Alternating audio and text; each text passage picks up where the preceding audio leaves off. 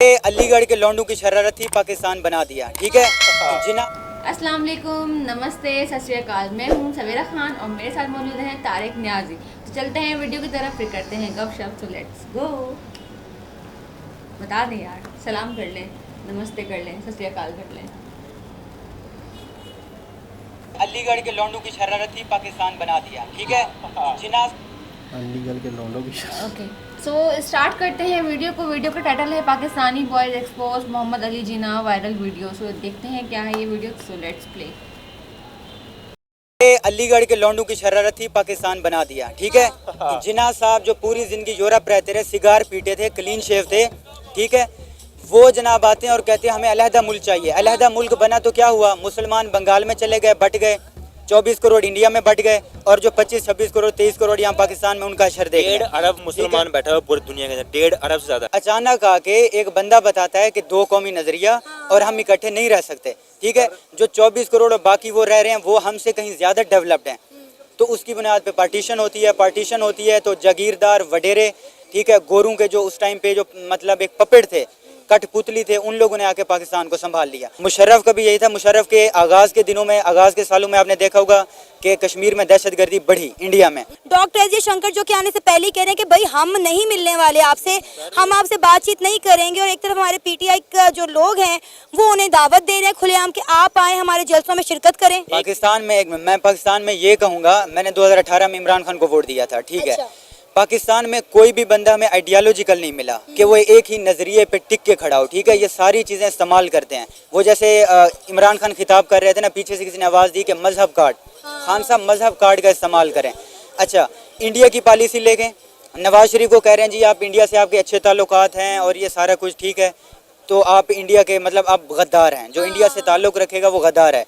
अब फिर से ये खुद लोग ये कह रहे हैं कि जी इंडिया हमारी हेल्प करो, जयशंकर ये वो। नमस्कार दोस्तों, मैं नाम धीमान और आप देख रहे हैं नेशन ब्रो। पाकिस्तान के कुछ पढ़े लिखे लोग भी हैं जो कभी कभी जिन्ना को ये रोस्ट कर देते हैं, जिनको कायदे आजम कहते हैं पाकिस्तान के अंदर। ऐसा ही कुछ किया है एक पाकिस्तानी लड़के ने। तो हम लोग पहले वीडियो देखते हैं। वीडियो है सना अमजद का, फिर हम बात करेंगे इस वीडियो के अंदर जो बातें की गई हैं उसके बारे में। आइए वीडियो देखते हैं। डॉक्टर एस जयशंकर 15 और 16 अक्टूबर को पाकिस्तान आ रहे हैं। अभी तो वो मालदीव्स के प्रेसिडेंट मोइज़ो से मिल रहे हैं, बात कर रहे हैं, उनकी 1-on-1 मीटिंग हो रही है। वो नरेंद्र मोदी से मिलेंगे। अगर वो पाकिस्तान आते हैं, जो कि उन्होंने आना है, क्या लगता है दोनों मुल्कों के ताल्लुकात में बेहतरी आने का इम्कान है? क्योंकि वो तो कह चुके हैं कि भाई हमसे उम्मीदें ना रखें। हमारे शाह महमूद कुरैशी एससीओ मीटिंग में गोवा गए थे। तो उसमें जो है ना एस जयशंकर यहाँ पाकिस्तान आ रहे हैं। यहाँ तक बात ठीक है। एससीओ है, उसमें रशिया, चाइना है, सेंट्रल कंट्रीज हैं, सेंट्रल एशियन कंट्रीज। तो एक रीजनल ब्लॉक है वेस्टर्न इन्फ्लुएंस को एशिया में कम करने के लिए।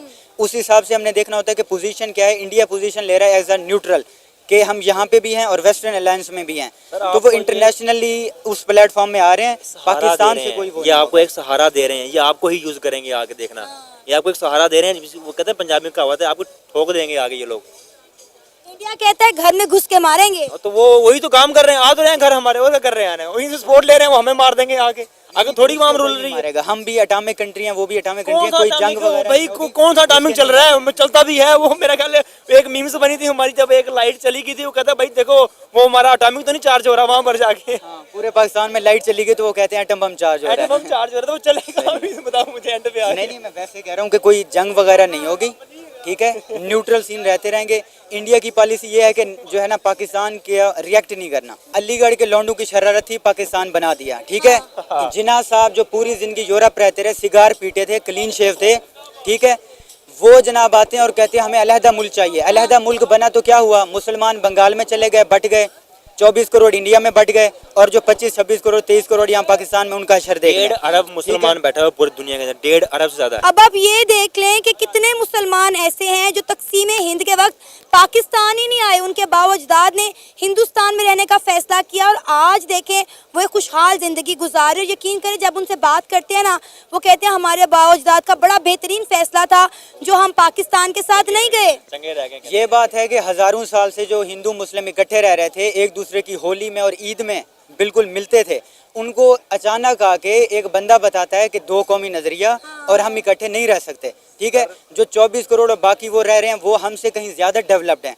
तो उसकी बुनियाद पे पार्टीशन होती है। पार्टीशन होती है तो जागीरदार वडेरे, ठीक है, गोरों के जो उस टाइम पे जो मतलब एक पपेट थे, कठपुतली थे, उन लोगों ने आके पाकिस्तान को संभाल लिया।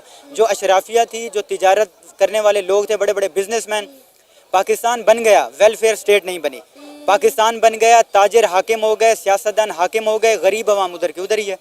जब आप मुशर्रफ के दौर पे देखेंगे तो उस टाइम पे भी इंडिया की यही बात रही है हमेशा से कि आप टेररिज्म ख़त्म करें, क्रॉस बॉर्डर जो इन्फिल्ट्रेशन है, आपके बंदे आके कश्मीर में कार्रवाइयाँ कर जाते हैं, आप वो ख़त्म करें, टॉक्स और कन्वर्सेशन फिर चालू होंगी। ठीक है, उनकी पहली बात ये है। पाकिस्तान कहता है कि कन्वर्सेशन करें, आहिस्ता आहिस्ता दहशतगर्दी ख़त्म होगी और आप कश्मीर का इशू सॉल्व करें। मुशर्रफ का भी यही था। मुशर्रफ के आगाज़ के दिनों में, आगाज़ के सालों में आपने देखा होगा कि कश्मीर में दहशतगर्दी बढ़ी इंडिया में। तो जब दहशतगर्दी बढ़ी तो कन्वर्सेशन हुई तो मुशर्रफ ने कहा कि मेन एजेंडा आप लोग सॉल्व कर नहीं रहे। कश्मीर पे जब बात करते हैं तो उस वहाँ पे बात लेके नहीं जाते और आप कहते हैं दहशतगर्दी ख़त्म करो। इस तरह नहीं होगा। जहाँ तक रही बात घुटनों पे चल के जाने की, तो जो छोटे कंट्रीज़ होते हैं जिनको ज़रूरत होती है वो बड़े कंट्रीज़ की तरफ जाते हैं। पूरी दुनिया में ऐसा ही हो रहा है। अगर देखा जाए इंडिया, तो इंडिया भी मतलब 80s में 90s में रशिया के पास जाता रहा है हेल्प के लिए और एड के लिए। ठीक है, तो इंटरेस्ट बेस होता है। आपको पता है इंटरनेशनल रिलेशंस जो होते हैं ये इंटरेस्ट बेस पे होते हैं, मजहब कौमियत इनकी बुनियाद पे नहीं होते। ठीक है, तो मालदीव को चाहिए था कि इसका जवाब इमोशनल ना देते, वो देखते कि हमारी मालदीव की जो इकानमी है वो टूरिस्ट बेस इकानमी है और इंडिया की पॉपुलेशन जो है वो कोई सेकंड नंबर पे आ गई है, फर्स्ट नंबर पे आ गई है। तो वहाँ से टूरिस्ट आते हैं मालदीव में और उनका रेवेन्यू जनरेट होता है। तो इस हिसाब से इसको इमोशनली नहीं लेना चाहिए था। जैसे कोई जजीरा अगर डिस्कवर हुआ, नरेंद्र मोदी ने अपनी पिक्चर अपलोड की, जब एक कौम तरक्की कर रही होती है उसके अंदर ये सेंस होता है कि हमने अपनी नेशनल प्रोडक्ट यूज़ करेंगे और हम अपनी कौम का इमेज बढ़ाएंगे, इससे इकोनॉमी फ़ायदा होगा। हम लोग भी तो कहते हैं ना कि गिलगित जाओ, यूरोप जाने की बजाय अपने ही कंट्री में जो है ना स्पेंड करो अपना टाइम, हॉलीडे टाइम, ये सारा कुछ। सऊदी अरब ने नियोम जो वो आइलैंड बिल्डअप कर रहा है वो भी यही है कि यार ये सारे जो लोग हैं अपने ही कंट्री में एंजॉयमेंट करें, एक्सपेंस आउट करें। ठीक है, तो उसको जो है ना इमोशनली नहीं लेना चाहिए था। अगर ताल्लुकात ख़राब हो गए हैं तो उसको ठीक किया जाए।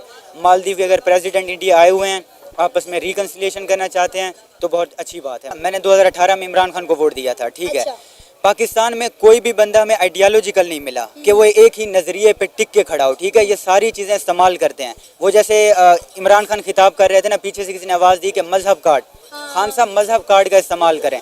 अच्छा, इंडिया की पॉलिसी लेके नवाज शरीफ को कह रहे हैं जी आप इंडिया से आपके अच्छे ताल्लुकात हैं और ये सारा कुछ ठीक है, तो आप इंडिया के मतलब आप गद्दार हैं, जो इंडिया से ताल्लुक़ रखेगा वो गद्दार है। अब फिर से ये खुद लोग ये कह रहे हैं कि जी इंडिया हमारी हेल्प करो, जयशंकर ये वो। इमरान खान ने ये कहा था IMF के पास नहीं जाएंगे। ठीक है, IMF के पास जाएंगे खुद मुख्तारी चली जाएगी। हमारा स्टेट बैंक जो था ना वो IMF के बिल्कुल रेगुलेट होने लगा। IMF डायरेक्ट कर रहा था कि हमारी मॉनिटरी पॉलिसीज किस तरह की होंगी। IMF के अंदर भी ये PTI का बंदा बैठा हुआ था। पहला यूटर्न। दूसरा यूटर्न, फजलुर रहमान को क्या कहता था, डीजल धरने में सरेआम कहता था। अब फजलुर रहमान अच्छा हो गया। दो बातें हो गई।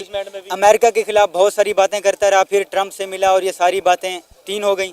इंडिया के खिलाफ बहुत ही कहता रहा कि यार नवाज शरीफ जो है वो गद्दार है, ये है वो है।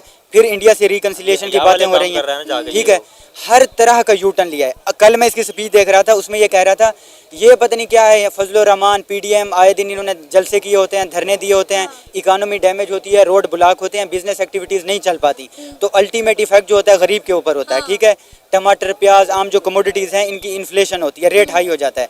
अब जब हम देखें ये बंदा डी चौक पे 113 दिन इसने धरने किए। जी जनाब, ये थी एक अच्छा, मैं वाकई सरप्राइज़ हूँ इस लड़के की बातों से। अच्छा, थोड़ा सा तो पहले एक चीज़ और बोल दूँ, पीछे शायद आप लोगों ने भी देखा या नहीं देखा, MBA चाय वाला लिखा हुआ था। इंडिया में MBA चाय वाला बहुत वायरल हुआ है, बहुत उसकी वीडियोज़ हैं, बहुत इंटरव्यूज़ हैं, मिलीनियर बिलीनियर बना, फिर उस पर केस भी चले।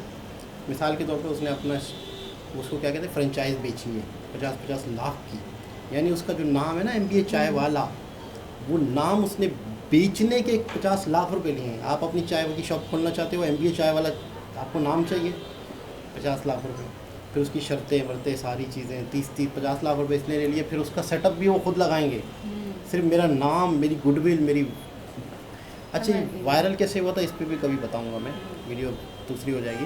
तो कराची में, लाहौर में भी MBA चाय वाला लिखा हुआ है, तो उस नाम को कैश किया जा रहा है। खैर, लड़के की नॉलेज बहुत ज़बरदस्त थी, बहुत क्लियर खरी बातें की उन्होंने। सच बोला कि इतने अरसे हिंदू मुस्लिम हज़ारों साल साथ रहे हैं।